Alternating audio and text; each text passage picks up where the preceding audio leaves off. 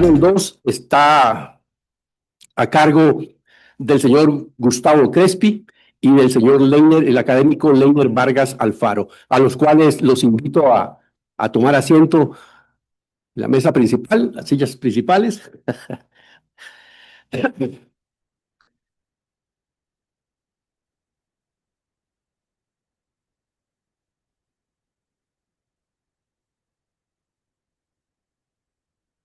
Por lo tanto, iniciaremos la presentación titulada Bases para una política de desarrollo productivo moderno, a cargo del señor Gustavo Crespi, representante del Banco Interamericano de Desarrollo, BID, y el señor Leiner Vargas va a comentar la ponencia. Permítanme presentar a ambos. El doctor Crespi es especialista principal en competitividad, tecnología e innovación del Banco Interamericano de Desarrollo, BID. Tiene un doctorado en la Universidad de Sussex, Reino Unido. Es revisor de revistas internacionales indexadas, tales como Research Policy. Su agenda de investigación se focaliza en entender los fundamentos microeconómicos de la productividad y en la evaluación e impacto de las políticas públicas. Bienvenido, don Gustavo. El doctor Leiner Vargas Alfaro es académico investigador del CIMPE. Es doctor en Economía de la Universidad de Dinamarca, integrante del Núcleo de Regulación y Políticas Públicas, especialista en temas de regulación económica, innovación y medio ambiente, con particular énfasis en la gestión e infraestructura pública. Entre sus publicaciones se destacan los libros como los libros sobre transporte público y cambio climático en Costa Rica, y su más reciente libro publicado es Más democracia y para mejores mercados. Bienvenido, don Leiner. Las normas o los aspectos metodológicos son los siguientes de este panel y los subsiguientes. El primer punto es el panelista tendrá 1 hora para su presentación, un espacio de 1 hora para presentarnos el tema. Luego tendremos 20 minutos de comentarios a cargo del señor Vargas. Luego abriremos un espacio breve de diálogo de aproximadamente 10 minutos, tanto a los presentes, en que están en modalidad presencial, así como nos acompañan por las redes sociales. Así que, don Gustavo, tiene 1 hora. Les pido ajustarse al tiempo y para esto estaremos dando alertas. Así.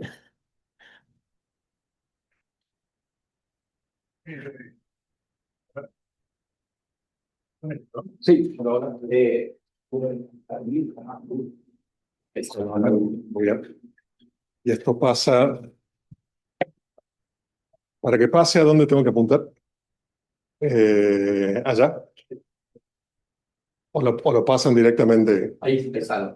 Ahí está. Bien. Bueno, muchas gracias por la invitación. Es siempre un placer venir para acá. Hacía mucho que no venía, más de 10 años, cuando estábamos haciendo las primeras encuestas de innovación, me acuerdo. Y con todas las dudas que eso genera. Y bueno, yo estoy en el banco desde el año 2017, desde hace 17 años. Y siempre me ha tocado como liderar, ya sea porque quisiera o no, digamos, pero la reflexión del banco en temas de políticas de desarrollo productivo. Yo trabajo en la División de Competitividad, Tecnología e Innovación, y lo que voy a compartir ahora con ustedes es un poco el resultado de esos 17 años de reflexión, de tener no solamente que hacer asistencia técnica a los países, que es una de las cosas que hacemos en el banco, sino también hacer estudios, libros, proyectos de investigación, y también financiar proyectos. O sea, hemos financiado muchos proyectos de apoyo al desarrollo productivo a través de diferentes herramientas, diferentes instrumentos en la región.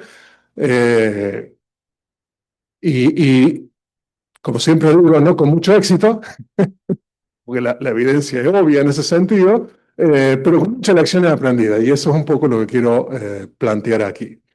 La presentación se llama Bases. Yo soy de Argentina, de la ciudad de Córdoba, y los argentinos les gusta mucho usar esa palabra grandilocuente, bases. La primera vez que se usó en Argentina fue en el año 1852 por Juan Bautista Alberdi, que escribió un libro que se llama Bases para la Organización Política Argentina, que es una copia de la Constitución de Estados Unidos. O sea, no fue muy creativa, pero la llamó Bases. Yo uso Bases. La primera ley que el actual presidente de Argentina mandó al Congreso cuando asumió en el año 2023 se llama Bases. O sea, nos gusta mucho usar como diciendo, de acá partimos, ¿no es cierto? No sabemos dónde vamos, pero de acá partimos. Entonces, lo que voy a contar es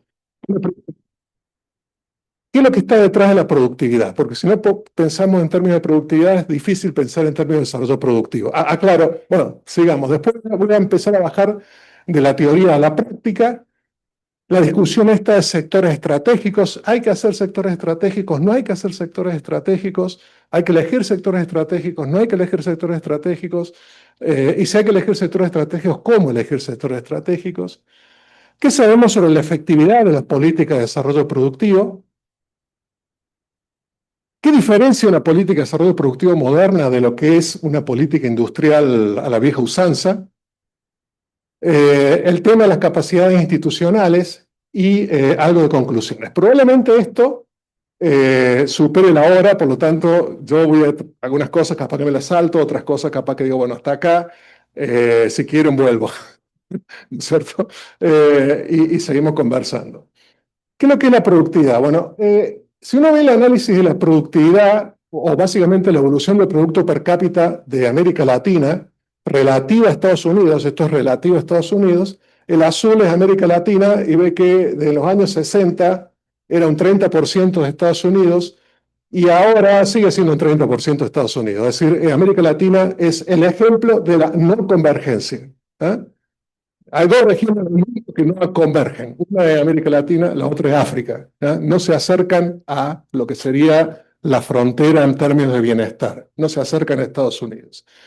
Eso no ocurre en Asia. Por ejemplo, la República de Corea, que en los años 60 era el 10% de su ingreso per cápita de Estados Unidos, y hoy anda alrededor de un 80%. Eso sí que se han acercado.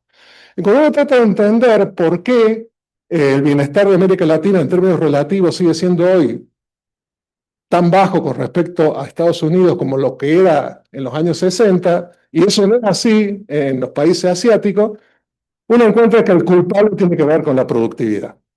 Esto no es tanto fuerza de trabajo, no es tanto educación, no es inversión solamente, pero sí es en un gran porcentaje de la historia, mucho más porcentaje de la productividad. Y si uno ve, por ejemplo, cómo las trayectorias del ingreso per cápita relativo se mapean con la trayectoria de la productividad relativa. Son casi iguales. La productividad relativa de Corea subió con respecto, si uno la normaliza a 1, con respecto a Estados Unidos en los años 60, subió un 80% más que Estados Unidos. América Latina, 1 en 1960, ahora estamos 20% menos que Estados Unidos. ¿Estamos? Técnicamente hablando, somos más ineficientes hoy con respecto a Estados Unidos que lo que éramos en los años 60. O sea que no lo estamos haciendo bien. ¿Y qué pasa en Costa Rica? Acá la cosa es un poquito más volátil, pero la historia de Costa Rica también es un poco lo mismo, ¿no? Es decir, la productividad relativa de Costa Rica con respecto a Estados Unidos, arrancando en el año 1953, Costa Rica fue una historia de acercarse a Estados Unidos hasta el año 68, 70 básicamente, y después de ahí se derrumba. Se derrumba y está un 30% por debajo de Estados Unidos, allá por los años 2008. Luego comienza a acercarse de nuevo, pero no se mantiene y vuelve a caer. ¿Ah? Y acá hay una subidita, no sabemos si esto qué es. ¿Ah? Pero básicamente, si uno lo ve en trayectoria, Costa Rica no es diferente, no es diferente al resto de la región. Entonces, ¿por qué pasa eso? Y eso me dice, bueno, pero sí, uno, si la productividad es lo que está detrás de la convergencia de los ingresos per cápita de los países, o sea, es tan importante, la pregunta es, bueno, qué hay detrás de la productividad? Y detrás de la productividad, yo tiendo a pensar que existen bienes. Y en cualquier economía existen dos tipos de bienes. bienes privados, el micrófono,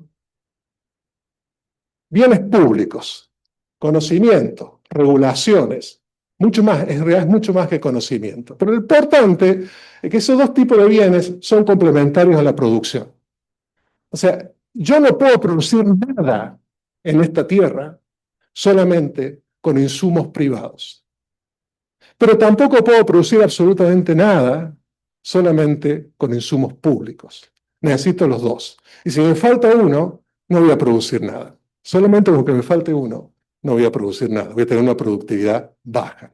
El problema es que mientras el mercado está bien diseñado para la provisión de este tipo de bienes, en general no está bien diseñado para la producción de este otro grupo de bienes. Y veamos un poquito más en detalle qué es lo que está ahí adentro.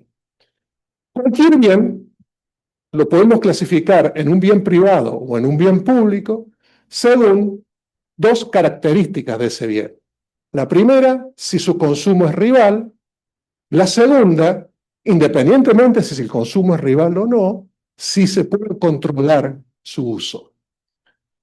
Los bienes rivales en el consumo en general son objetos físicos. Yo estoy usando este micrófono ahora, es rival en el consumo, porque nadie lo puede usar si yo lo estoy usando, a no ser que me lo quiten, digamos. ¿Estamos? Los bienes del consumo en general se asocian a información, códigos, fórmulas, manuales. Son bienes que una vez producidos se pueden usar simultáneamente por parte de todos y cada uno de nosotros. El conocimiento que yo estoy dando ahora a ustedes es no rival en el consumo, porque una vez que yo se los dé, todos los van a poder usar al mismo tiempo y sin necesidad de pedirme permiso a mí. ¿Estamos? El uso, por otro lado, la segunda propiedad, se puede controlar. Yo puedo controlar el uso mediante derechos de propiedad y o acción colectiva. Entonces, si tenemos estas dos características, la rivalidad en el consumo y la posibilidad de controlar el uso, y esta es la clave, podemos construir, van a haber muchas matrices de 2x2 en esta presentación. O sea, de dos dimensiones, ¿no es cierto? Y eso tiene que ver, aunque yo tengo 58 años, me voy a jubilar dentro de 4 años, y a esa altura de mi vida ya no puedo pensar más en de 2 dimensiones. Si pienso más que en 2 dimensiones, me ponen en una tercera dimensión, me complica la vida. Entonces, todo es otro para mí. ¿Estamos? Entonces, se puede clasificar, entonces, según sean rivales del consumo o según sean no rivales. Y además, si el control de uso del bien es un 100% o es 0%. Entonces, dentro de la categoría de bienes rivales, tenemos bienes cuyo control de uso, que son rivales, y además su control de uso es alto. ¿Ah? Una casa. ¿Vamos? Si no tenés la llave, no podés entrar. Yo tengo un derecho de propiedad, un título para mi casa que me dice que yo soy el único que puede tener la llave. El automóvil. Una semilla híbrida de maíz es un bien rival, la semilla, si yo la estoy usando no la puede usar otro, pero el control del uso de la semilla es muy alto. Porque una vez que ¿usted sabe lo que es una semilla híbrida? Una semilla híbrida es una semilla que el que desarrolla la semilla me la vende, el productor la compra, cultiva, y si ese productor el año que viene toma un pedacito de esa semilla, toma algunos granos para volver a plantar, esos granos no rinden. Entonces tiene que volver a comprar. El que desarrolló la semilla tiene control de uso de la semilla, porque me aseguro que venga a comprar. Pero también yo control no es tan alto. Capital humano en ingresos. Yo tengo un ingeniero trabajando en investigación y desarrollo en una empresa, trabajando en diseño, trabajando en optimización de producción, y se va a la casa. Y yo nunca sé si vuelve mañana. Vuelve mañana, y si no vuelve, ¿a dónde se fue? Se no vuelve porque se murió. Porque, lamentablemente, tragedia. Y si no, porque se me fue la competencia y no la puedo controlar. La semilla, la soya, por ejemplo, en un cultivo no híbrido, ahí estoy jodido. Yo, la genética de la semilla, yo la vendo, el productor la compra, el productor cultiva, el productor cosecha, separa las semillas del resultado de la cosecha y esas semillas las planta el que que la que yo que la original. Entonces yo solamente como productor, la primera sola vez, salvo que logre un acuerdo contractual súper complicado y qué sé yo, con royalties, pero en general el control ahí de esa semilla es mucho más bajo. Y no es entonces sorpresa que cuando uno ve el grueso de la inversión pública, privada, perdón, privada en investigación y desarrollo, en producción de semillas, está acá, no acá. ¿Ah? Y luego tenemos un ejemplo muy extremo de un bien rival de control, que son los insectos para control biológico. Yo hago un insecto para control biológico en mi finca, y ese insecto empieza a volar y hace control biológico al otro, a lo que tal. Entonces tenemos un bien bajo control. Y luego tenemos bienes no de consumo de alto control. Por ejemplo, la televisión por cable. Si yo no tengo, digamos, el contrato, la licencia, es un bien no rival, ¿sí? Se pueden conectar todos al mismo tiempo, todos con el mismo programa, pero solamente aquellos que tienen la licencia lo pueden ver. Lo mismo pasa con Spotify, por ejemplo. Lo mismo pasa con los programas de computación. Hay un poquito menos porque se pueden piratear, pero en general no tienen licencia, ¿no es cierto? Y luego tenemos bienes no legales con muy bajo control, que son, por ejemplo, los diseños de ingeniería, los patrones primarios de medidas, voy a dar un ejemplo respecto de esto, la investigación básica. Entonces, si uno tiene eso, uno dice, bueno, ¿saben qué? El mercado funciona muy bien en este mundo. En el mundo no de lo rival o no rival, en el mundo del alto control. El mercado produce bienes rivales. El mercado produce bienes no rivales, pero sí o solo sí hay alto control. El problema se complica acá, porque acá yo no tengo la posibilidad de excluir, y cuando no tengo la posibilidad de excluir, el mercado empieza a fallar. ¿Estamos? Y acá tenemos, y eso es un problema. Voy a tener bienes rivales bajo control, lo que se denominan externalidades, y bienes públicos, lo que se denominan bienes públicos puros, que son estos que están acá, en donde tengo no rivalidad y tengo bajo control. Entonces, tenemos, si a estos ejemplos que tenemos aquí le damos la vuelta a la mano, vamos a tener bienes de alto control, vamos a tener de alto control también. Y vamos a tener bienes con spillovers que generan un problema de free riding, porque si yo tengo el insecto biológico y yo sé que ese insecto se va a ir al lado, bueno, lo que voy a hacer es decir que lo haga él y que venga a mis predios. Y si lo pensamos, no hay insecto biológico, no hay mercado de insecto biológico. ¿Estamos? Ser provisto de ojo, no necesariamente el mercado no produce estos bienes. Aún pueden existir bienes privados con spillovers que igual sean productos por el mercado sin la rentabilidad privada del que los produjo, que es el costo de producción. ¿Estamos? Entonces, pueden o no ser provistos por el mercado. Y aquí tenemos estos que claramente no son provistos por el mercado. ¿Y eso qué tiene que ver con el desarrollo productivo? Bueno, allá vamos, digamos.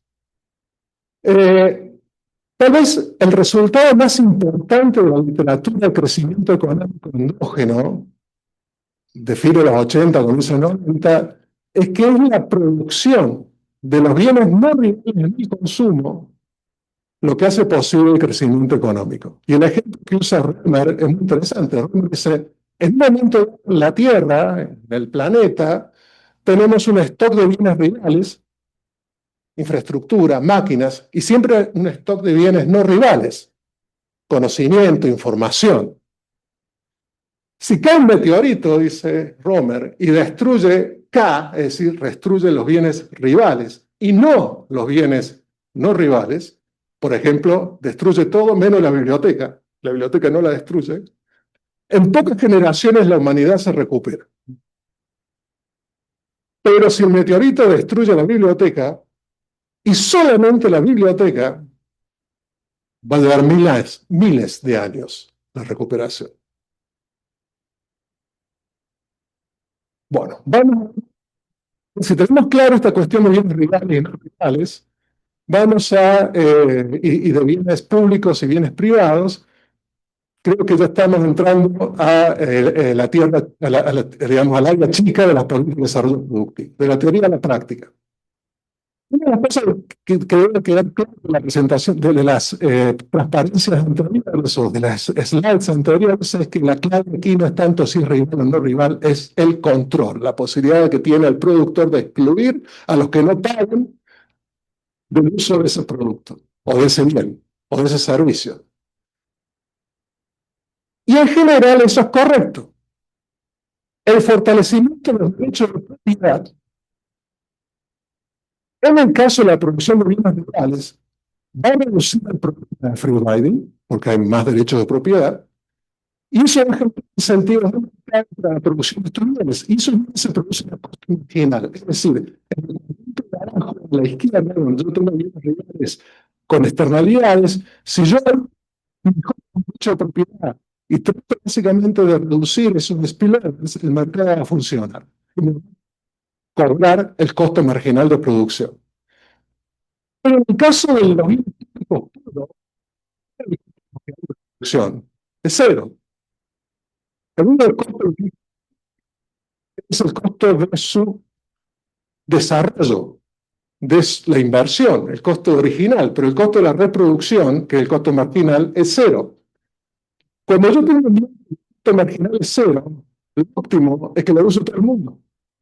Entonces hay derechos de propiedad restrictivos, no es una buena idea. No creo que lo use el uso de algo cuyo su costo marginal es cero, es que lo use todo el mundo. Entonces, esto de la mejora de los derechos de la propiedad es una buena política de desarrollo productivo, sí, pero solamente en el cuadrante de los bienes rivales. Cuando el bien es no rival, mejorar los derechos de propiedad no lleva a una solución óptima. Entonces, ¿qué tenemos acá? Dos problemas. Tenemos que subsanar la falla de mercado para el suministro de bienes rivales de bajo control, externalidades, y tenemos que resolver las fallas de mercado con respecto a la provisión de bienes públicos puros. Y sabemos, por lo que comentamos recién, que los derechos de propiedad en este caso pueden llegar a funcionar, pero en este caso no. Entonces, ¿qué tenemos aquí? Tenemos dos objetivos. Resolver el problema de los bienes públicos puros y los bienes rivales bajo control, que tienen externalidades, y por lo tanto, Tinbergen Rule, ¿eh? Si usted tiene dos problemas, necesita dos instrumentos. Nunca va a resolver dos problemas con un solo instrumento. Entonces, dos objetivos, dos instrumentos. Bienes públicos puros a través de arreglos institucionales que organicen la acción colectiva. ¿Qué es el mercado? El mercado no es otra cosa que la innovación más increíble de la raza humana para coordinar la acción de millones de personas que no se conocen entre ellos para la producción de un bien y su consumo. En el caso de los bienes públicos, esa acción no se genera por generación espontánea. Pero lo que debe buscar la política pública es generar desde el lado de las instituciones lo que hace el mercado, que es la coordinación de la acción colectiva. Y no necesariamente siempre, porque el mercado es sumamente inteligente. Los seres humanos somos sumamente inteligentes para encontrarle la vuelta al problema. Ustedes habrán escuchado hablar de un señor que se llama Ronald Coase. Él tiene un teorema, premio Nobel, teorema de Coase. Por suerte, para la profesión de economista, Coase no era economista, era abogado. Y él se juntaba con los economistas, sus amigos economistas, no sé si era en Stanford, no recuerdo bien, o en Chicago, era en Chicago, se juntaba con sus amigos economistas y se interesaba mucho por la discusión entre esos amigos economistas de esta cuestión de los bienes públicos y la acción colectiva. Y el ejemplo que usaban los economistas, amigos de Coase, era el lighthouse. ¿Qué es lo que es el lighthouse? El faro. El faro. El faro emite una luz. Y es el ejemplo que todos los economistas usan. ¿Qué más que bien público hay en un faro?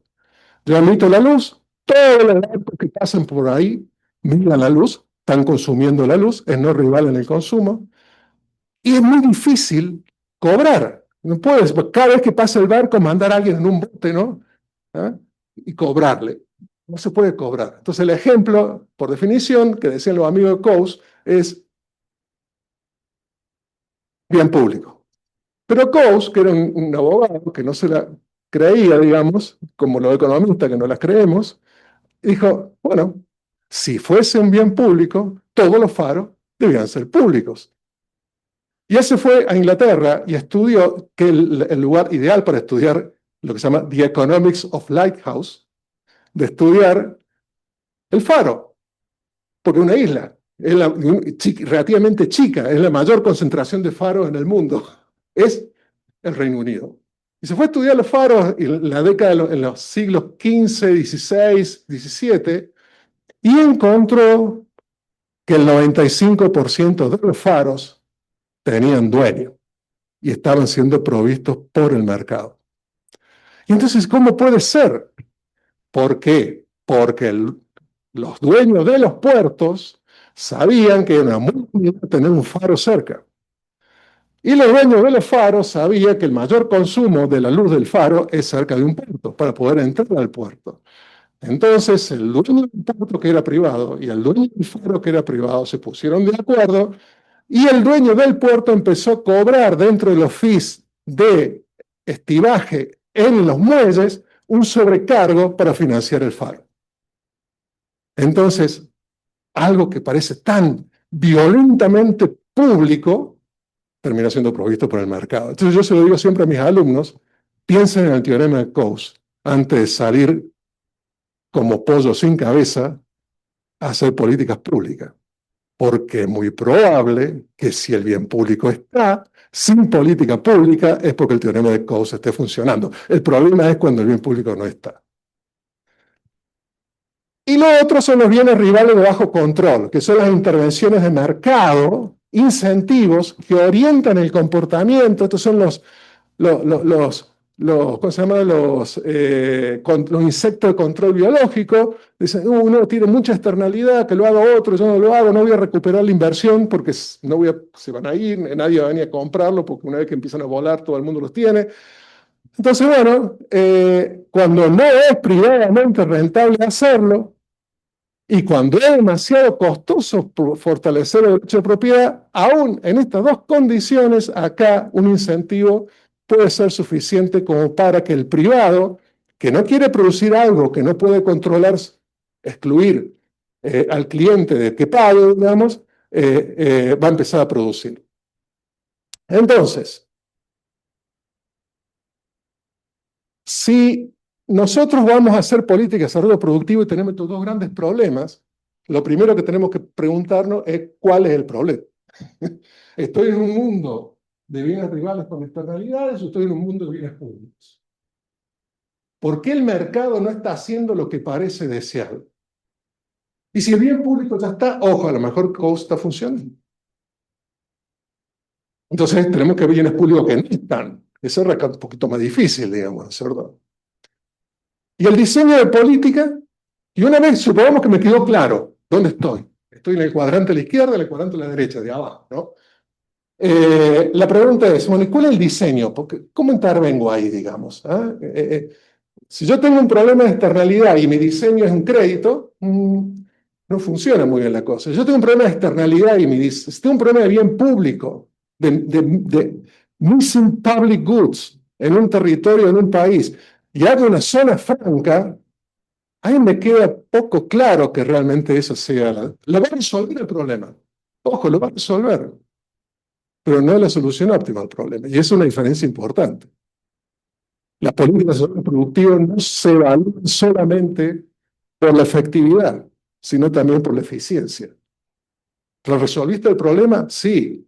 ¿Cuánto te costó? Porque siempre te va a haber costado menos. O me tienes que convencer que te costó.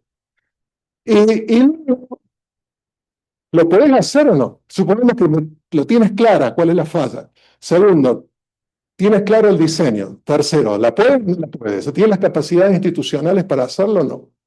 Si no tienes la capacidad institucional, eh, no va a hacer bien nada de esto.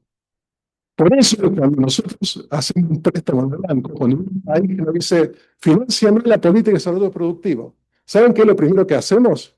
No le preguntamos, ¿cuál es tu plan de desarrollo? Yo no creo en los planes de desarrollo. Yo voy a decir, ¿por qué no creo en los planes de desarrollo? Tampoco le pido la estrategia de desarrollo productivo, está lleno de estrategias en los países. Hay miles, tampoco creo en la estrategia. ¿Sabes lo primero que hacemos? Una cosa que se llama PASI. ¿Qué significa PASI en la jerga British? Significa Plataforma de Análisis y Capacidad Institucional. Bueno, primero esto, para ver si las aspiraciones de este señor que me viene a pedir ayuda están alineadas con esto. Si no están alineadas con esto, le voy a decir, señor, lo voy a alinear, pero vamos a hacer otra cosa, no lo que usted quiere. Bueno, esos se enojan y se van con el Banco Mundial, que siempre le dice que sí a todo, pero es otra historia. Eso es otra historia. Entonces, existe un montón de políticas de desarrollo productivo, como se puede imaginar, miles de programas, intervenciones para resolver estos problemas, de manera tal que uno, si quiere básicamente aterrizarlas y sacar propiedades generales de esa intervención, estaría bueno clasificarlas. Porque si hacemos una tipología, es más fácil. Y la tipología que usamos en el banco es, bueno, esas políticas para resolver estos problemas de externalidad y bienes públicos pueden definirse según el alcance, puede haber políticas horizontales a todos los sectores, o pueden haber políticas verticales, que son sectoriales. Y la otra dimensión de la tipología es qué tipo de política. Políticas que abastecen el problema, que apuntan a resolver el problema de la falta de bienes públicos, o políticas que hacen incentivos para bienes de mercado donde yo tengo, para bienes rurales donde yo tengo problemas de externalidad, el otro problema. Entonces tenemos estas dos dimensiones y eso da origen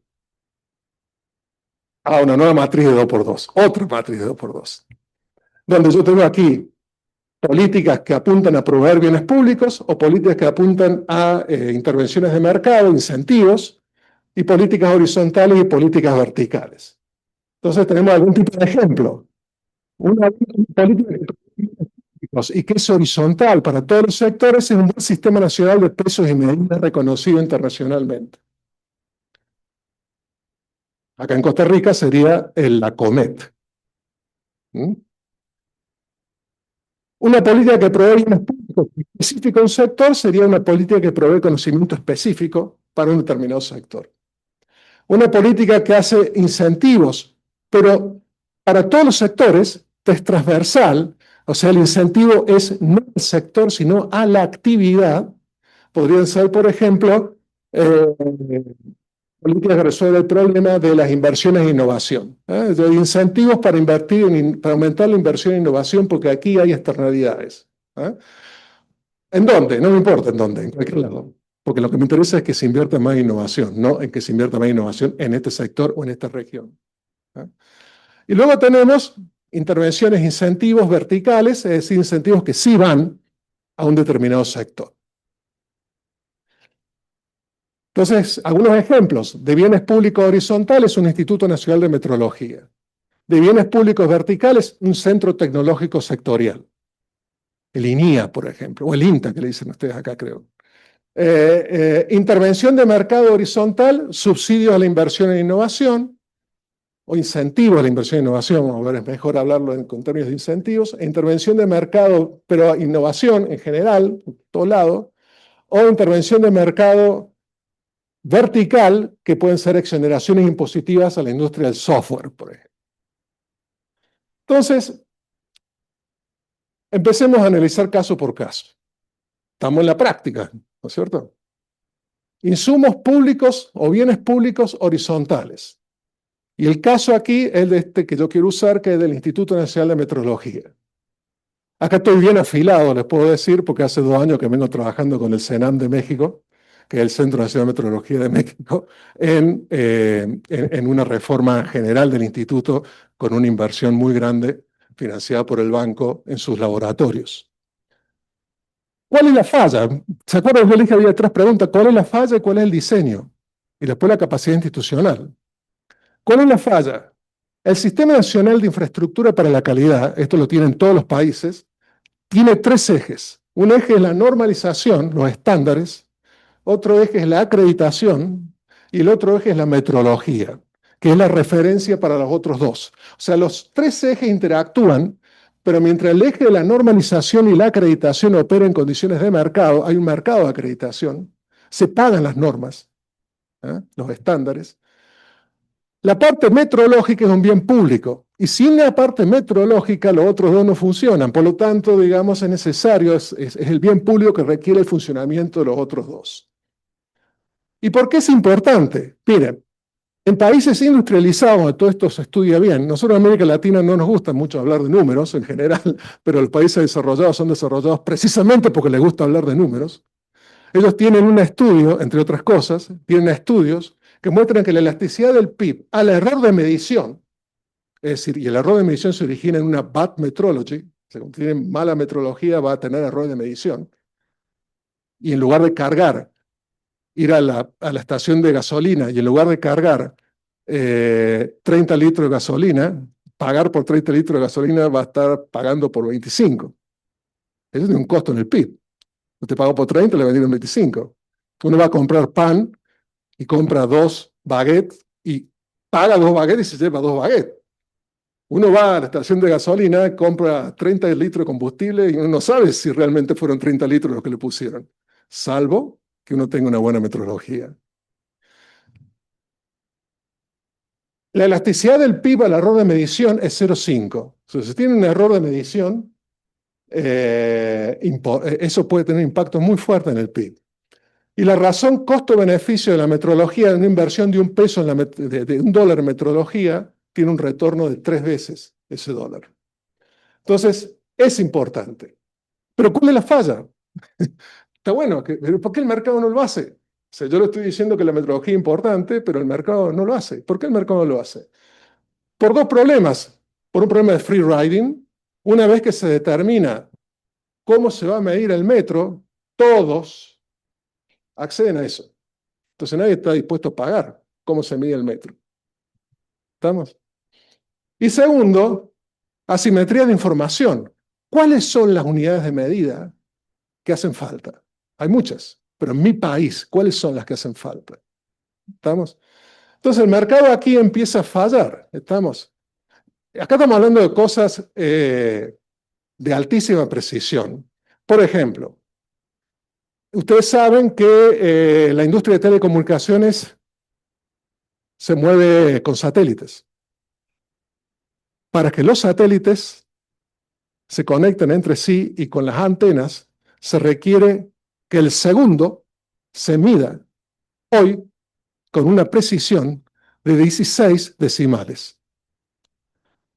Pero a partir del año que viene, se tiene que medir para optimizar la banda, porque el ancho de banda está fijo en la Tierra, digamos, para optimizar más, hay que comprimir la precisión del segundo para las comunicaciones satelitales va a pasar a ser 23 decimales, un segundo con 23 decimales. Entonces, un ejemplo de lo que hacemos en el banco es que el CENAM, una de las cosas que hace es define la hora oficial. Los institutos nacionales de metrología definen la hora oficial. Pero cuando hablan de la hora oficial, no es porque, qué divertido, qué curioso la hora oficial. ¿Qué es eso? No, la hora oficial es la hora de referencia para que funcione el sistema de telecomunicaciones, el sistema financiero. Así importante es. Y esa hora oficial se mide con 16 decimales de precisión. Eso requiere un reloj atómico. El reloj atómico es un edificio como el SIMPE de grande. Cuesta, no hay una relojería de relojes atómicos. No puedo ir a comprar un reloj atómico. Hay que hacerlo hacer. Demora 3 años la producción de un reloj atómico. Cuesta $5 millones producir un reloj atómico. Y encima a los amigos mexicanos les quedó obsoleto. Y by the way, a ustedes también les quedó obsoleto porque ustedes también usan ese mismo reloj atómico que está en Querétaro, en México. Entonces, nosotros estamos financiando el famoso reloj atómico, digamos, para poder medir 26. Y es un ejemplo de bien público muy clarito. Entonces, ¿cómo se financia esto? Bueno, ¿cómo funciona? La solución al problema son los Centros Nacionales de Metrología. En el caso de México, el CENAM, que es el ente rector de Metrología de México, responsable del desarrollo de los patrones nacionales de medida que dan origen a la trazabilidad de las mediciones que se realizan en el país, y a través de los servicios de calibración y la producción de materiales de referencia certificados da soporte a los organismos de acreditación y normalización. Todo esto es, los laboratorios calibran sus equipos de laboratorio con los equipos de laboratorio del Senado. Y eso asegura dos cosas: que toda la cadena de medición, hasta la fábrica, esté ajustada. Y como el CENAM forma parte del Buró Internacional de Pesos y Medidas, la Convención del Metro de París de 1880, todo lo que el CENAM mide lo reconocen todos los otros países que son miembros de la Convención. Por eso es que la maquila mexicana puede exportar a Estados Unidos. Si no tuviera el CENAM, México no podría exportar nada a Estados Unidos. ¿Cuándo se crea el CENAM? En 1994. ¿Por qué? Porque en 1993 se firmó el NAFTA. Y la única forma, Estados Unidos le dijo a México: yo te abro, pero yo quiero que el NIST, que es mi CENAM, se referencie en algo que vos no tenés. Y se creó el CENAM. Entonces, si ustedes no tienen un instituto nacional de metrología, ustedes no tienen manufactura. Pero no solamente no tienen manufactura, no tienen servicios financieros, no tienen comunicación, no tienen nada, digamos. Están en la edad de piedra. ¿Y cómo se financia? Como todos los institutos nacionales de metrología del mundo, con impuesto y participación de privados en el directorio para poder tener información concreta donde qué es lo que el mercado me está pidiendo. ¿Estamos? Vamos a otro caso: intervenciones de mercado transversales. Aquí estamos: incentivos para la producción de bienes de alta externalidad, bienes rivales de alta externalidad, pero horizontales. Y acá tenemos un señor que dice, bueno, la justificación, la falla, ¿cuáles son los derrames? Las externalidades. El señor se llama George Bernard Shaw, que es un dramaturgo irlandés, pero que hizo buena parte de su carrera en Estados Unidos, muy famoso, ganó el Premio Nobel de Literatura y fundador de la London School of Economics. Y él tiene este ejemplo que para mí es genial de lo que es una externalidad. Dice: si yo tengo una manzana y usted tiene una manzana e intercambiamos las manzanas, al final del intercambio cada uno de nosotros sigue teniendo una manzana. Pero si yo tengo una idea y usted tiene una idea e intercambiamos las ideas, al final del intercambio cada uno de nosotros tiene dos ideas. ¿Estamos? Y esa es la diferencia entre un bien rival y un bien no rival. ¿Existen las externalidades? Vale la pena preguntarse si existen, ¿cierto? Hay muchos libros que hablan de externalidades, pero hay pocos libros que miden las externalidades. Ahora, los que los miden sugieren que son importantes y bastante generalizadas. Esto es lo que le pasa a una empresa en Argentina luego de que contrata, esto es la productividad de la empresa, luego de que contrata a un trabajador altamente calificado de otra empresa. ¿Y qué es lo que le pasa a la empresa? Su productividad vuela. Esto es lo que le pasa a la empresa si en lugar de contratar a la misma empresa, si en lugar de contratar un trabajador calificado, contrata un trabajador no calificado. ¿Qué le pasa en materia de productividad? Nada.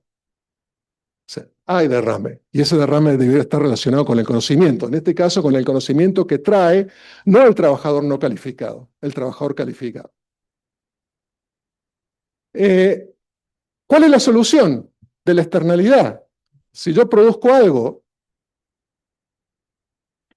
y ese algo no lo puedo excluir de que alguien lo use, ¿eh? Una vez que lo vendí, todos lo usan, nadie me va a pagar, entonces no tengo incentivo para producirlo. Entonces es compensar al desarrollador de ese algo en el evento de que los retornos privados de desarrollar esa idea, no compensen los costos. Porque si el retorno privado compensa el costo, lo va a producir igual. Y el problema de la externalidad lo resolvió el mercado. Solamente cuando el retorno privado está por debajo del costo es que se justifica que yo le dé a este señor un incentivo. ¿Y cuál es el mecanismo para dar incentivo? Existen tres formas de proveer esos incentivos: subsidios directos, incentivos tributarios o créditos subsidiados. Vamos a ver cada caso. Vamos a ver primero subvenciones o incentivos. ¿Eh?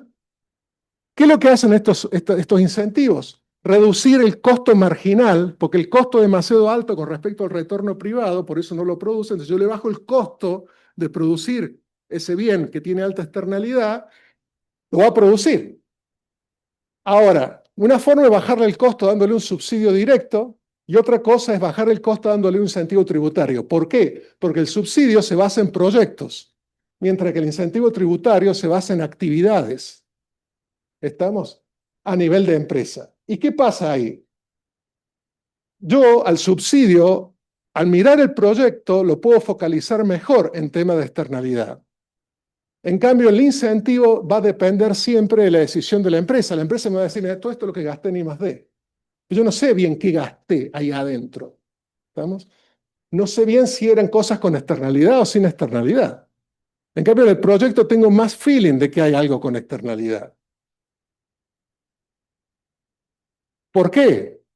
Porque puedo ver, por ejemplo, un proyecto que busca colaborar con una empresa o con centro de investigación, me está dando una señal de que hay más externalidad ahí, que si el proyecto lo hago solo en mi laboratorio, cerrando las puertas y encima rodeo el laboratorio con una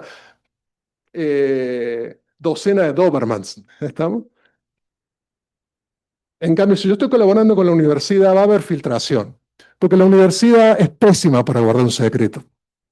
¿Estamos? Entonces, si hay eso, lo veo en el proyecto. ¿Con quién lo vas a hacer? ¿Con la UNA? Aquí hay externalidad. ¿Con quién lo vas a hacer? No, no, yo solo con mi ingeniero. Anda al back. Eh, el subsidio, además, es más fácil de focalizar en startups o en las pymes que el incentivo tributario. El incentivo tributario se va a las grandes empresas porque el incentivo tributario se activa. Solamente tiene sentido el incentivo tributario si yo puedo descargar renta para pagar menos impuestos, lo cual asume que el incentivo va a funcionar si yo tengo renta. Algo que normalmente la startup no tiene. Ahora, puede que tenga en varios años, pero no ahora. Por lo tanto, un incentivo tributario para startups basado en la renta es un saludo a la bandera para la startup, no para la gran empresa. De nuevo suenan las alarmas con la zona franca. Al basarse en un proyecto ex ante, el subsidio puede dar una señal.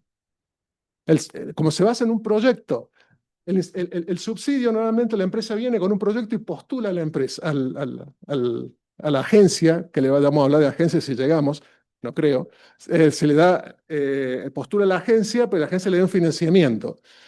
Al hacer el due diligence con la agencia emite una señal a posibles inversores de que acá puede ser que exista una buena idea.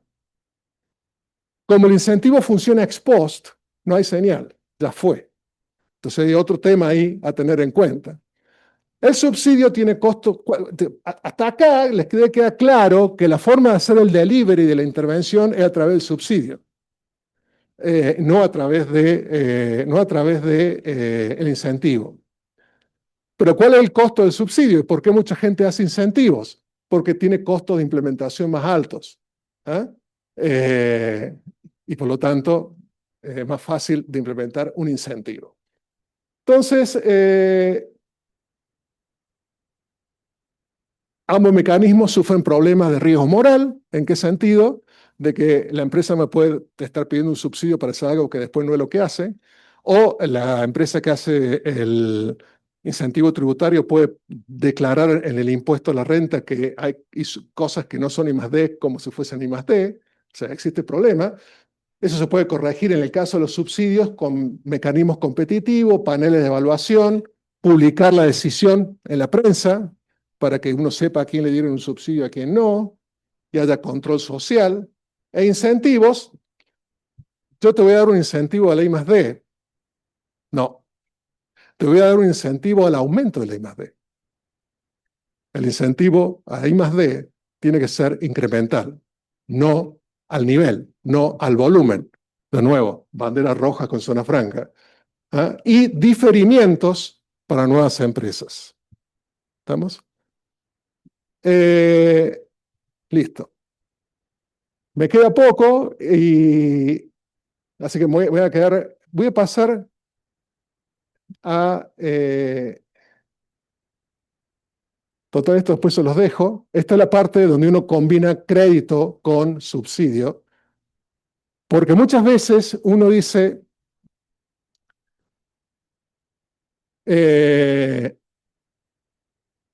vengo con el proyecto de innovación, analizo el proyecto y le digo, no hay externalidad aquí, usted es el único en este mercado, ¿quién lo va a competir?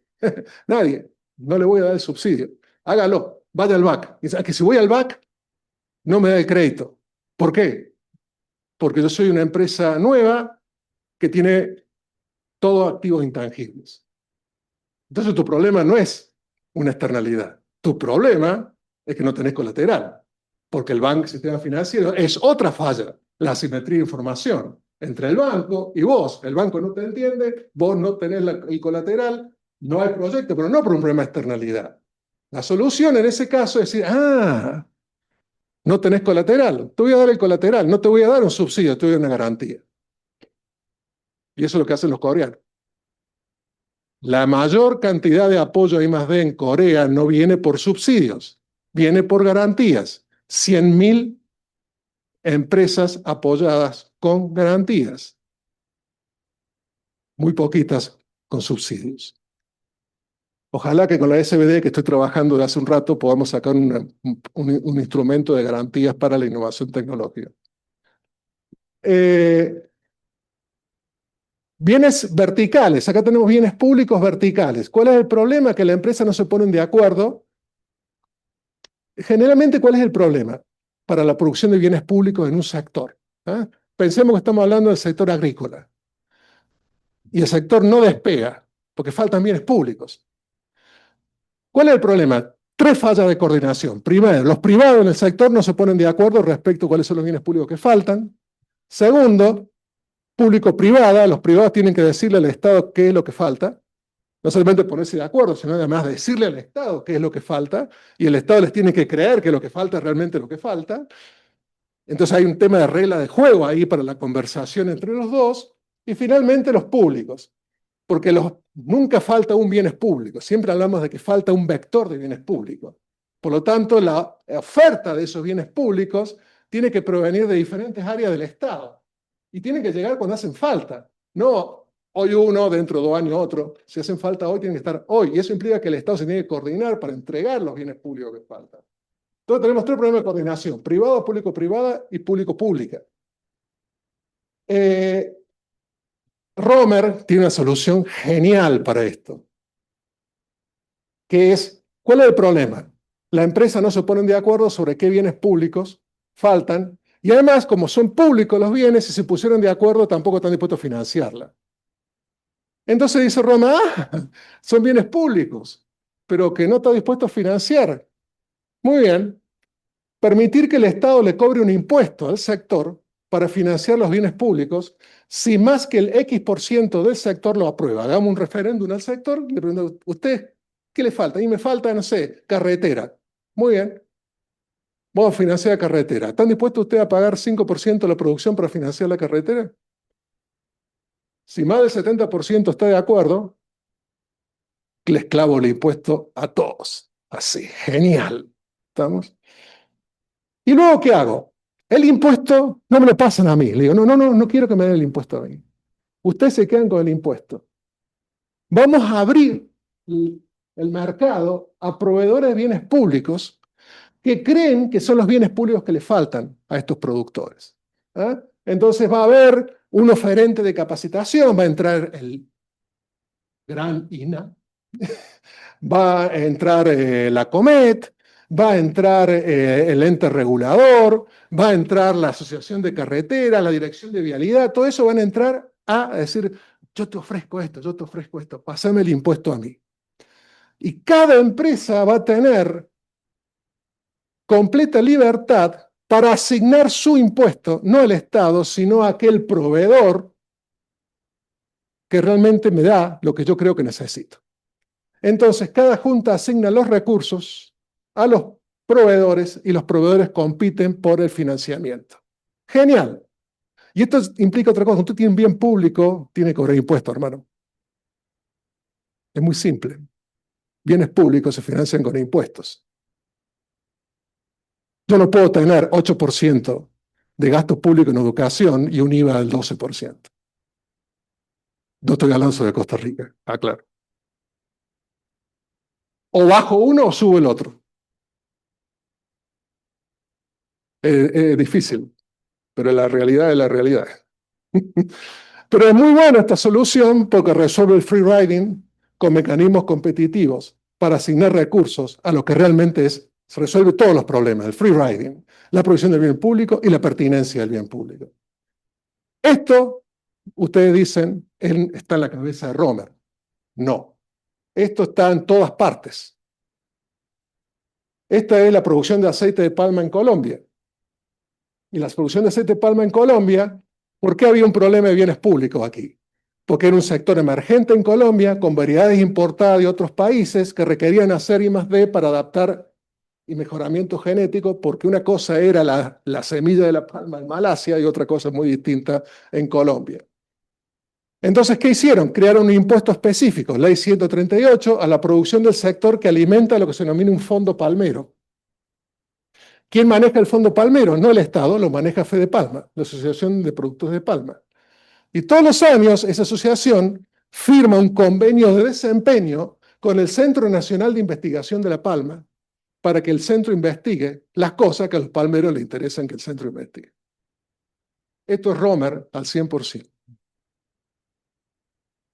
Y en Perú, esto es una experiencia personal porque yo lo trabajé en Perú y voy terminando ahora, porque lo que armamos fueron mesas ejecutivas sectoriales para precisamente sentar al sector, al privado y al público para, uno, identificar los bienes públicos y dos, hacer el delivery de la solución de esos bienes públicos. Entonces, esto me lo voy a saltar porque si quieren vengo un día y les cuento específicamente cómo funcionan las mesas ejecutivas, pero es un caso muy interesante. Pero uno de los ejemplos de los sectores que queríamos, y con esto termino, porque no me queda más tiempo, uno de los ejemplos de estos sectores es el sector acuícola. ¿Por qué Perú eligió el sector acuícola? No lo contrató Hausmann, por suerte. No lo contrató a Harvard, no contrató al Boston Consulting Group, no contrató ni al BID, ni a nadie. Se dieron cuenta de que si Ecuador es un primer productor de exportador de camarones, y Perú está al lado, y Perú importaba camarones, no hay un problema, yo tengo que tener competitividad, porque mi vecino está exportando esto, yo no.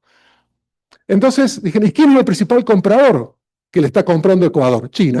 Entonces fueron a China, y le preguntaron, ¿por qué le compra Ecuador y por qué no le compra Perú? Y dice China, porque yo, China, tengo la Autoridad Nacional de Salud Camaronera, tiene su nombre, yo diría la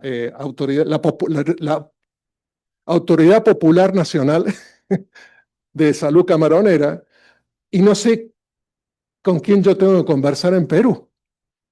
Entonces los peruanos volvieron a Perú y dijeron, miraron para Perú, estaban en Beijing, miraron para Perú y dijeron, es que no hay. No hay en Perú alguien que haga eso. Entonces volvieron a Perú y crearon Sanipes, que es la Agencia Nacional de Sanidad Pesquera y Acuícola. Luego le dieron normativa, se trajeron la normativa china. Luego empezaron a dar los permisos fitosanitarios. Luego se abrió el mercado chino, y ahora es un gran exportador de camarones Perú a China, pero para eso tuvieron que construir un puerto específico, y al final tuvieron que hacer un poquito de I+D. ¿Por qué? Porque había un tema de sanidad en los camarones, que había que hacer investigación para una vacuna, etcétera, que los chinos querían y todo lo demás. Y con esto quiero decir que esto es todo un vector de bienes públicos, específico para los camarones peruanos, no para los camarones tico. Y es mucho más que I+D. Y esto es una cuestión que yo quiero hacer claro. Ustedes con I+D no hacen nada. Nada. Si yo hubiera empezado por acá y solamente acá, Perú sigue hoy con un montón de papers sobre camarones y sin exportar un camarón a China. ¿Esto fue relevante? Sí, solo sí, luego que hice todo esto otro.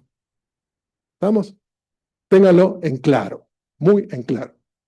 Yo hago esto y muchas veces no me invitan más a los países, porque no les gusta cuando lo digo así, pero la verdad que me interesa mucho decirlo así.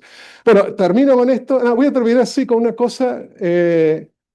Voy a pasar esto a los verticales y qué sé yo, de cómo hay que hacerlo. Hacer esto solo acá. Hacer esto solo acá es un problema, es muy riesgoso hacer esto solo aquí. Incentivos de mercado concentrados en un sector, pero no es tan riesgoso si uno lo hace así. Incentivos de mercado para un sector con bienes públicos. Porque acá, si hago solo esto, estoy en el mundo de los National Champions. Y el mundo de los National Champions, al final, es un mundo de monopolistas. Y el mundo de monopolistas es el mundo donde yo no quiero estar. Pero si yo hago un mundo de National Champions con bienes públicos, voy a tener competencia, porque van a entrar, porque hay bien público. Y por lo tanto, el National Champion va a tener que estar corriendo. Yo quiero que el National Champion corra, porque viene la competencia atrás. Si yo hago un National Champion sin competencia atrás, ese National Champion se convierte en lo que el actual presidente de Argentina llama no empresario, sino empresaurio. ¿Mm? Y finalmente, esto me lo voy a saltar, quiero decir solamente una última cosa, que es, ¿qué diferencia todo esto de lo que se hacía antes? Antes se hablaba mucho de la industria infante, ¿ah? Que hay que protegerla porque tiene economías de escala y externalidades. Pero como es infante, la intervención tenía que ser transitoria, para que luego, cuando dejara de ser infante, empezara a competir. ¿Cuál es el problema? Hay tres problemas aquí. El primer problema es, ¿cuáles son las industrias que tengo que proteger? ¿Cuáles? A ver, ¿cuáles? Hay dos formas de elegir las industrias. Bottom-up, contrato Haussmann, contrato a los coreanos. Los coreanos dicen, pues los coreanos son muy buenos en hacer esto. No, no son buenos. Los coreanos son inteligentes. Porque los coreanos lo que hicieron fue copiar a los japoneses, que lo tenían cruzando el río, cruzando el mar, ahí. Entonces venían haciendo 30 años después lo que los japoneses habían hecho 30 años antes. Hoy no nos está yendo bien, porque hoy ya están al nivel de los japoneses. ¿Estamos? Y segundo, es mejor hacer esto a través de concursos, que el mercado revele qué es lo que yo tengo que apoyar.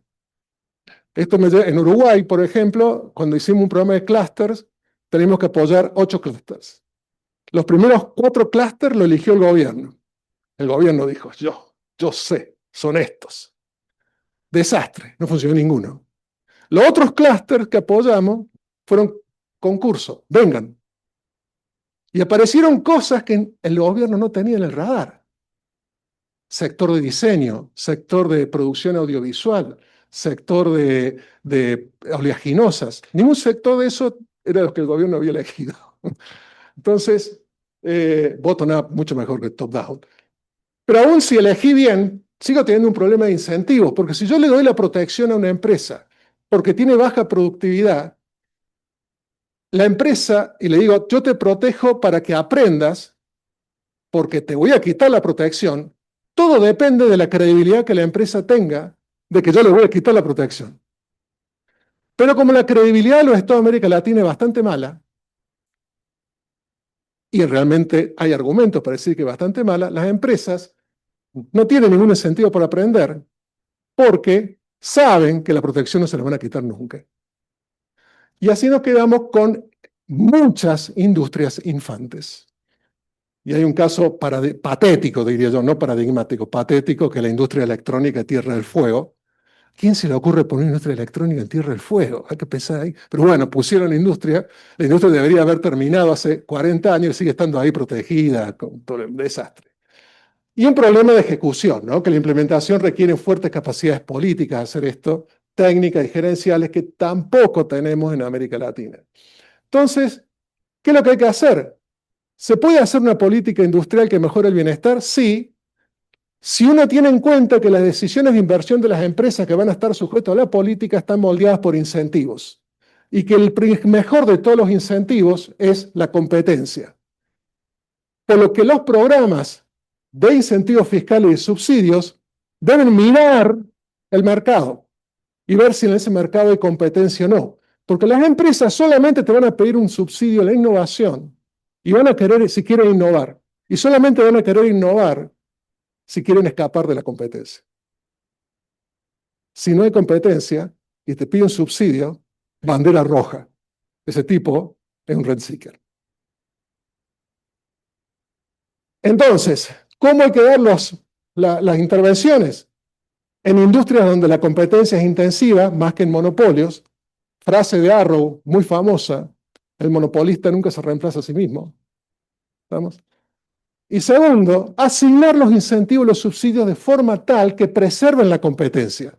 Entonces, si yo tengo un sector y tengo un presupuesto de subsidio, no debiera asignar ese subsidio en uno, sino que debiera desparramarlo entre todos. ¿Para qué? Para que haya competencia. Es más, hasta debiera darle el subsidio a los entrantes y no a los incumbentes. ¿Estamos? Porque hay mucha evidencia que muestra que los subsidios funcionan mucho mejor en el margen extensivo que en el margen intensivo. Entonces, política industrial sí, solamente deberían ser, solamente si esas políticas son compatibles con la competencia. Eso requiere tener claro qué falla de mercado se intenta resolver, preparar diseños alineados con la falla de mercado que no distorsionen, que apalanquen la competencia, tener muy claras las limitaciones de capacidades políticas, gerenciales y técnicas, y esto, que no hacemos o hacemos muy poco en América Latina, que es evaluar, evaluar, evaluar, evaluar, evaluar y evaluar. ¿Vamos? Lo mejor para evaluar es que estas políticas tengan lo que se denomina sunset clause. ¿Saben lo que es el sunset clause? Que es, toda política nace, en su primer artículo se crea de la ley, en su segundo artículo se dice cuándo termina. Toda política tiene que terminar para que la renovación quede sujeta a evaluación. ¿Estamos? Porque por definición estamos resolviendo fallas de coordinación. Por definición estamos tratando de que funcione el teorema de Coase. Y la definición de las fallas de la resolución de las fallas de coordinación son por definición transitorias. Y termino con este señor, y esto parece bien provocativo. Yo cuando era joven, con Jeffrey, leíamos mucho a Schumpeter, hasta que llegué a la conclusión que Schumpeter está todo mal, y empecé a leer a este señor. Y me llegué a la conclusión que este señor tiene cosas muy interesantes. Un hijo de puta, digamos, pero un gran tipo, un gran académico. Este fue asesor de Thatcher durante los 80, nadie sabía que era él, pero él era el que, con otro nombre, asesoraba a Thatcher. Pero dentro de las cosas que él tiene una cosa que me encanta, que es la siguiente. Es curiosa la tarea de la economía. La curiosa tarea de la economía es demostrar a los hombres cuán poco realmente saben acerca de lo que ellos imaginan que pueden diseñar. Genial. Genial. Bueno, gracias.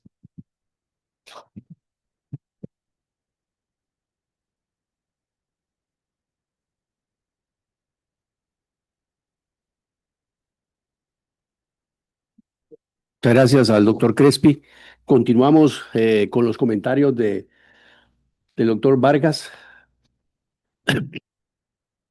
Gracias, Donald, y gracias a los organizadores del evento por la invitación. Primero, felicitar al doctor Crespi por una, una maestral conferencia sobre organización industrial y política pública.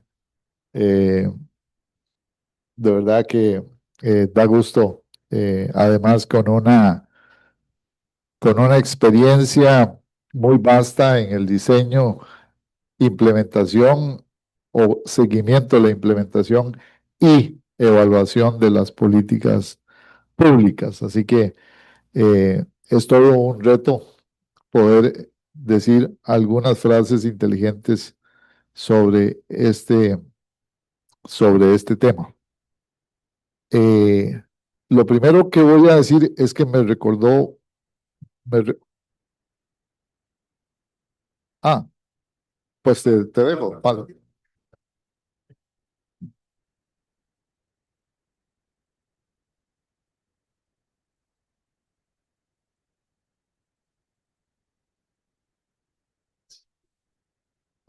Ok, gracias, Gustavo. Eh, Vamos a ver si me logro reencontrar. Les decía entonces que es un gran reto poder plantear algunos comentarios en estos minutos que me tocan. Pero lo voy a hacer porque en el transcurso de la conferencia me recordó el trabajo que hice alrededor de este libro que se mencionaba en mi presentación, que se llama Más democracia para mejores mercados. En la primera parte del libro, precisamente se discute no tanto para la política productiva sectorial, sino para la política de infraestructura pública.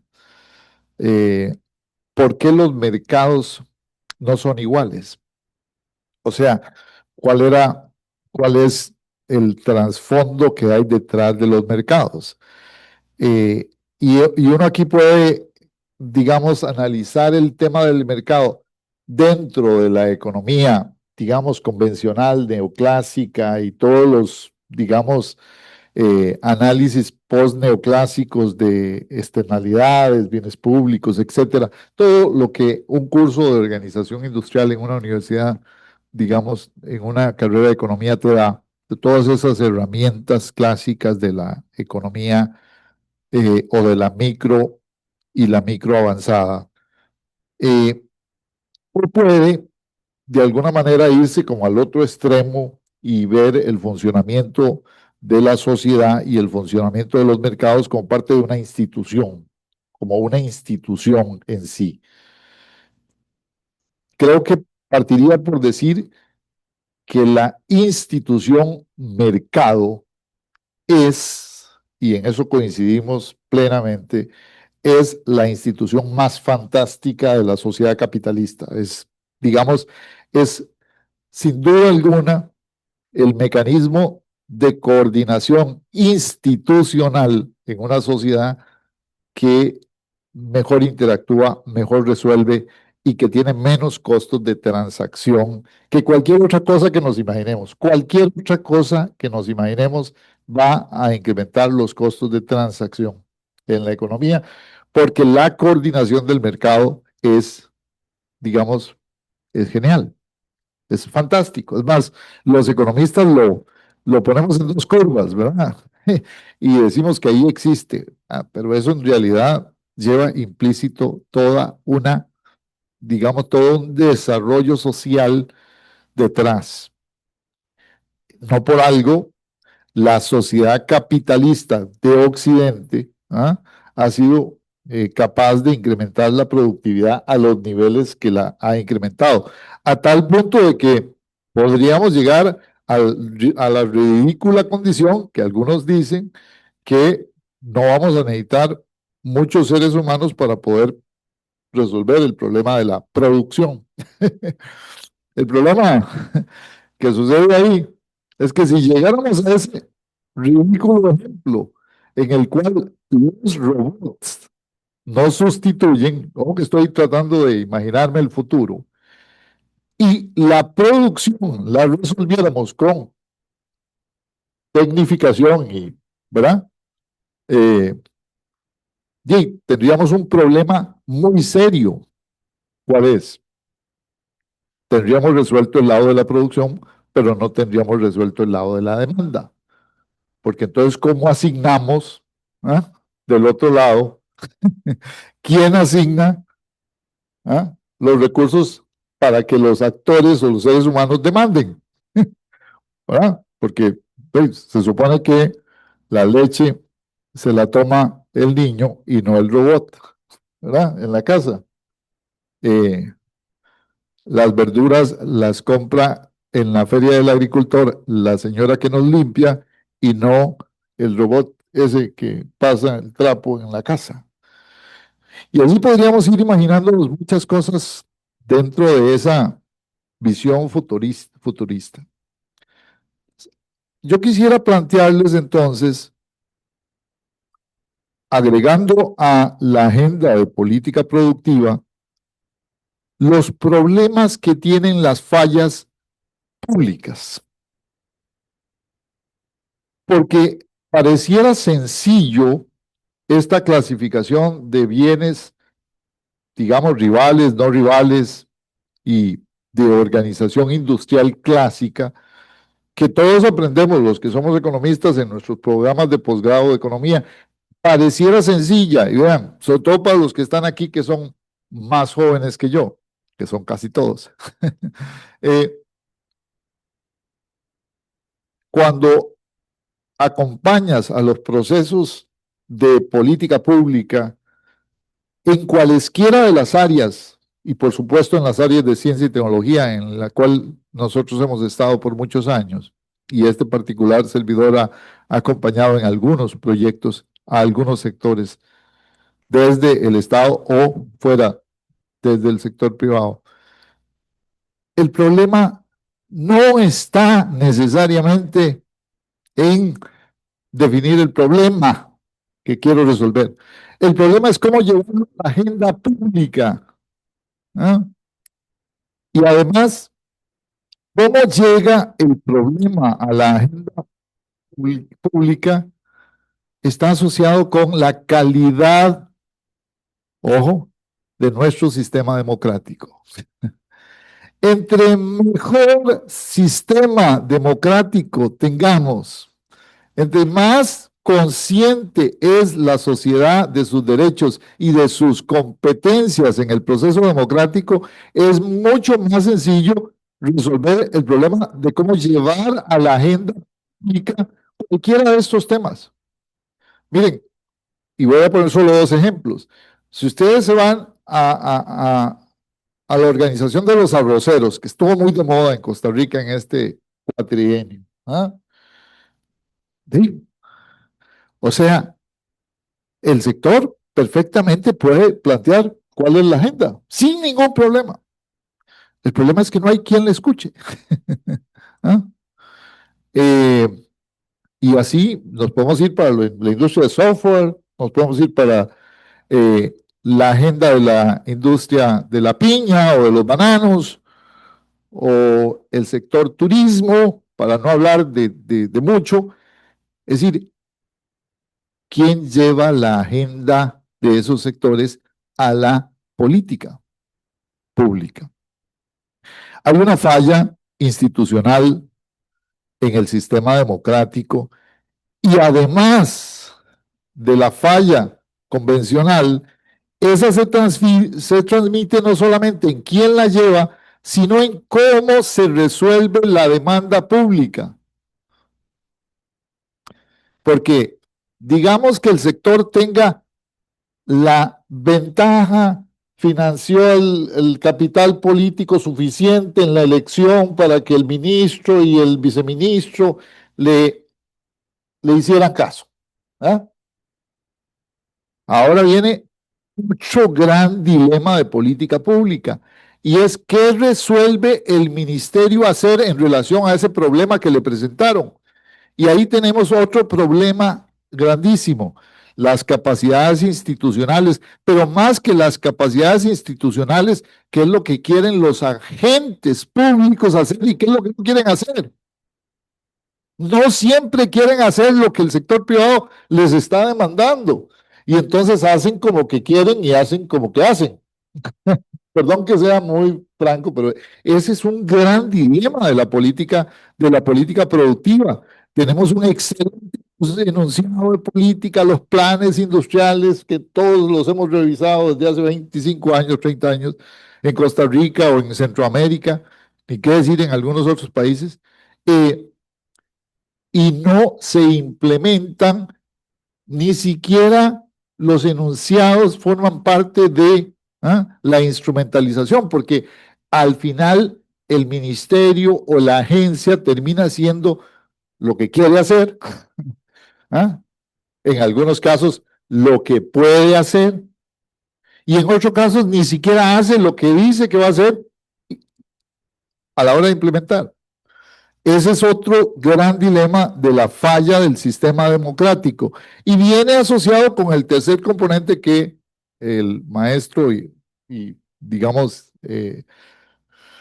colega nos presentaba. Y es que nosotros, en nuestra tradición de política pública, de implementación de política pública, cuando implementamos algo, tenemos serias consecuencias en la parte, serias deficiencias en la parte de la evaluación de la política.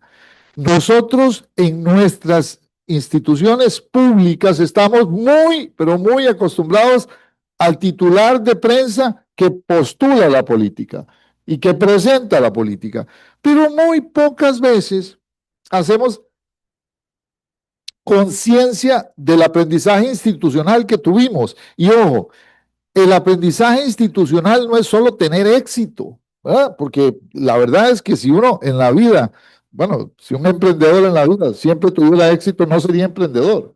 ¿Ah? El Estado es de los llamados a aprender. ¿Para qué? Para no volver a errar en la política al siguiente, ¿verdad? Y estar en ese proceso constante de reinventar el agua tibia en este campo. Entonces, la falla institucional, que es por lo menos en la que yo me he concentrado, porque mi trabajo ha sido más en regulación y cómo afecta la regulación los mercados, el diseño de la política pública está afectado por esos tres temas fundamentales: el cómo se lleva la agenda de política al Estado, el qué resuelve el Estado, cuál es el proceso y qué resuelve el Estado, y el cómo se evalúa lo que al final el Estado hace. Porque díganmelo, si alguno de ustedes o si ha asesorado a algún ministro, ¿a quién le gusta que le evalúen y que le digan que falló? Ni siquiera nosotros en las universidades públicas, ¿verdad? Cuando tenemos que decirle a un estudiante que ha fallado, ¿ah? No, la primera reacción es negativa, ¿verdad? Es claro, por supuesto. Entonces, agregado a este tema, la dimensión institucional me parece que nos da, digamos, un elemento adicional que hay que abordar. Y yo quisiera, yo tampoco ya, Gustavo, yo tampoco ya estoy muy joven para hablar de terceras y cuartas dimensiones, ¿verdad? Pero vamos a ver, tal vez el resultado de mi carrera y de mi trabajo me ha hecho pensar que tampoco el mercado funciona bien en los países pequeños, ¿eh? Voy a decirlo así, en relación a los bienes privados. O sea, algunas veces nosotros preasumimos que ciertos bienes privados que son necesarios para el desarrollo productivo y para la productividad se producen, ¿verdad? Como maná que cae del cielo. Y en nuestros mercados, la escala de producción cuenta. Entonces, la dimensión de la escala puede afectar a dos fallas adicionales de mercado. Uno, la no provisión del mercado porque no sos rentable privadamente para ese bien o servicio público, ¿no? Y es cuando nosotros decimos, bueno, alguien tiene que hacer esto, alguien tiene que iniciar este proyecto, porque ningún privado se va a aventurar hasta que no haya escala. Y ese es el dilema que tiene el famoso tren eléctrico metropolitano en Costa Rica. Nadie se anima a hacerlo porque la escala es demasiado fuerte, el costo de entrada para esa infraestructura es demasiado fuerte para el mercado que tiene que atender. Entonces, o esperamos a que el Valle Central sea la Ciudad de México en población, o alguien, digo, y aquí es Estado, mete los primeros 1.000 o 1.500 o 2.000 millones de dólares para que alguien empiece y de ahí en adelante haya un rédito marginal, ¿verdad?, desarrollado. Y así sucede con múltiples proyectos de infraestructura para el sector productivo, para el puerto, para la carretera, para la implementación del tema de la red de frío, para el desarrollo ¿ah? eh, productivo en general.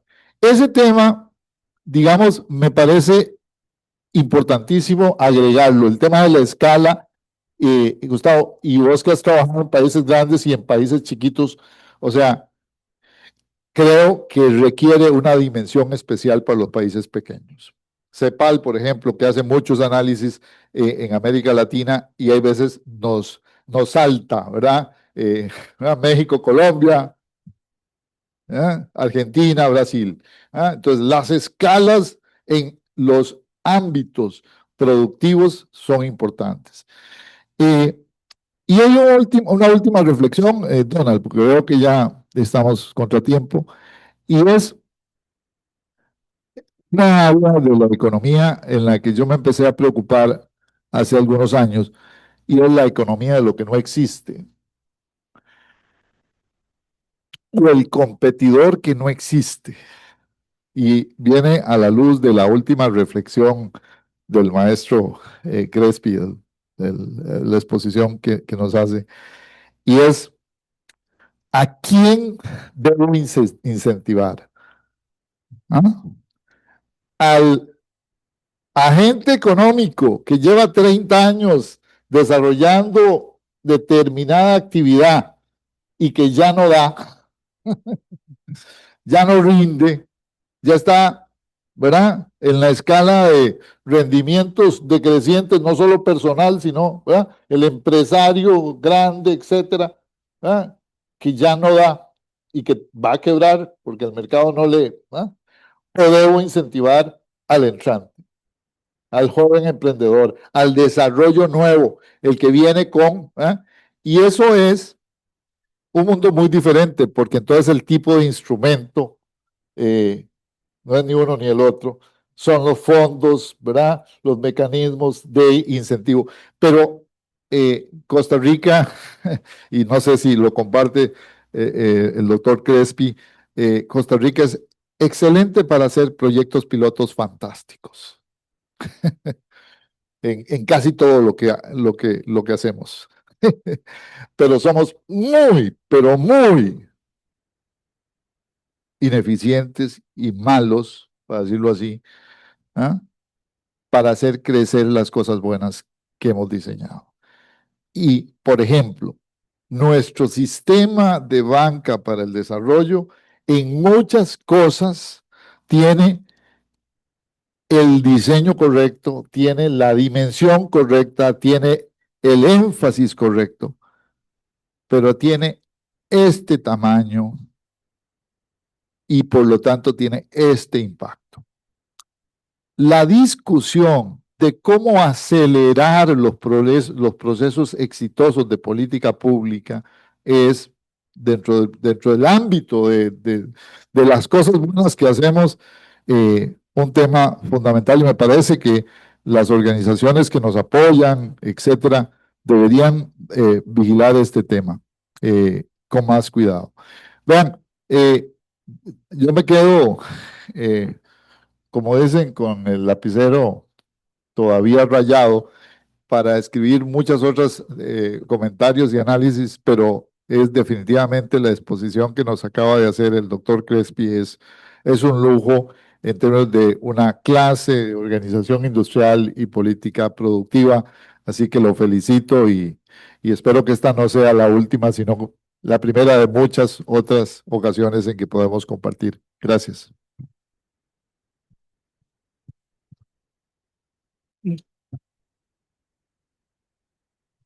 Muchas gracias por los comentarios. Yo, digamos, lo comparto.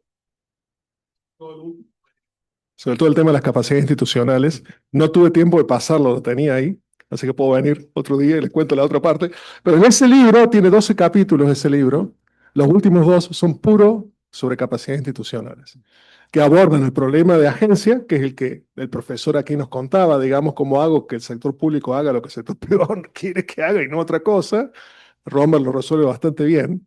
Pero también hay otros problemas de inconsistencia dinámica. Son cosas, estas cosas toman tiempo, ¿no? Pero el presidente dura 4 años. Anda a decirle al presidente que esto está genial, pero que los resultados van a estar dentro de 12. ¿Eh? Y bueno, y varias cosas. Lo de la economía pequeña es ciertamente clave. Hay otros tipos de problemas en la economía pequeña. Las economías pequeñas son mercados chicos, hay mucho más distorsiones a la competencia. Los markups que se dice son generalmente mucho más grandes y eso también es un problema para la carrera de la innovación. Eh, digamos, si ustedes quieren hacer una tesis que no sirve para nada, es una tesis donde ustedes traten de testear la hipótesis nula de que existe la competencia perfecta. ¿Ah? Pues la van a rechazar así. No tienen que hacer la tesis. Ya les voy a... Lo que pasa es que ese rechazo en economías pequeñas es mucho más grande. Ahora, en los temas de infraestructura es un tema que se ve muy claramente, porque hay retornos crecientes. Y ahí un poco la discusión es entre proveer y producir el bien público. O sea, yo puedo, digamos, poner los 2.000 millones de dólares para el ferrocarril, lo voy a poner, estoy para proveer el bien público, pero no necesariamente eso implica que la empresa pública tenga que producir el ferrocarril. Yo puedo hacer una licitación internacional y que vengan los coreanos con su TDX a proveer ese servicio. A lo mejor hasta me va mejor, ¿no? Entonces, hay un tema ahí que vale la pena tener en cuenta. Muchas gracias al doctor Crespi nos dio una presentación, una exposición bastante productiva, muy interesante y le tomamos la palabra para una próxima, una segunda parte. Agradecemos también los comentarios del doctor Vargas, muy atinentes. Así que...